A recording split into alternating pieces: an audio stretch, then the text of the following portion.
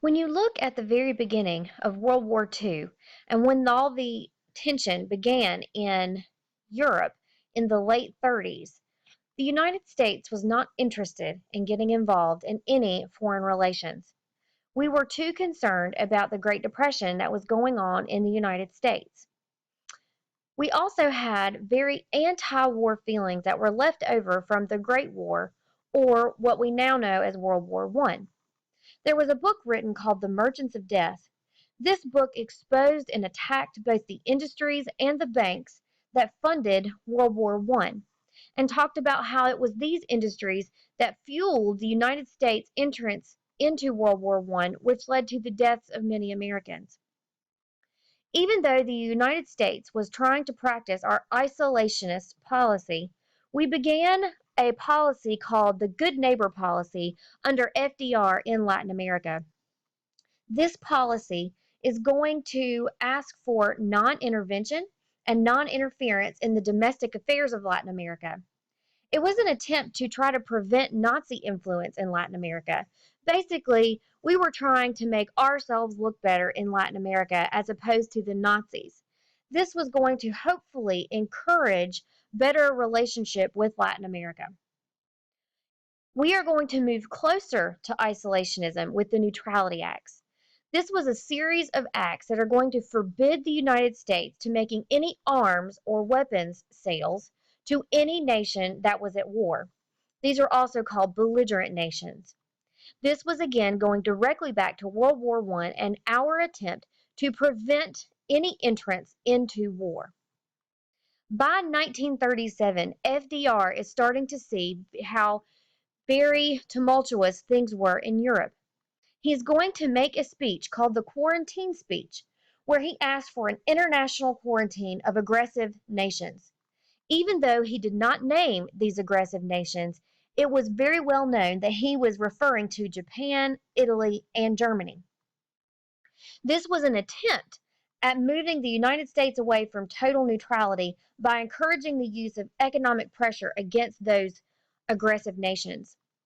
Just like a quarantine, where if someone's sick, you put them in a room and don't let them have access to anyone else, and trying to keep this aggressive action from spreading, that's what FDR was calling for in Europe.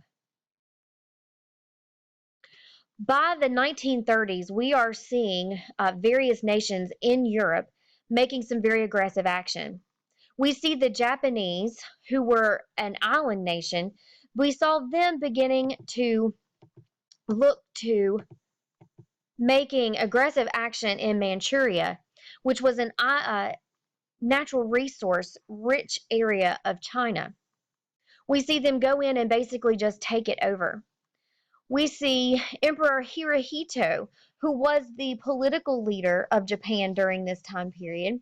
He was also going to remain in power even after World War II is over. Hideki Tojo, who was the general that was in power of the Imperial Japanese Army, who was also the Prime Minister of Japan and was also responsible for the attack on Pearl Harbor. He was going to be responsible for some of this other aggressive action in uh, in the Pacific Ocean, which we will talk about when we get to that theater of war. In Italy, we see Benito Mussolini, who was originally constitutionally elected in Italy, very quickly turn them into a fascist state, which fascism is basically just a one-party system, which is going to later establish a totalitarian dictator with himself as the leader. Here is Benito Mussolini on the left, riding with Hitler. You see that these two very quickly become allies. Germany is probably the most well-known of these aggressor nations.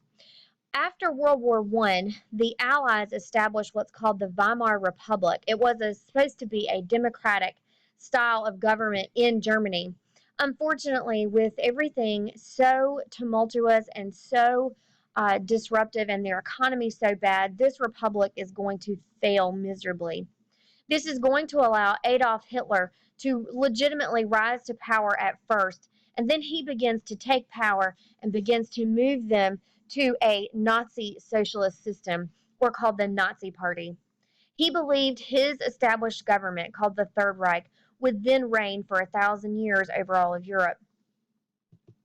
The Soviet Union, or the Union of Soviet Socialist Republics, the landmass of Russia, was going to be under the communist control of Joseph Stalin. Joseph Stalin was another totalitarian dictator who was in control of the Soviet Union during World War II. He will become one of the United States' allies.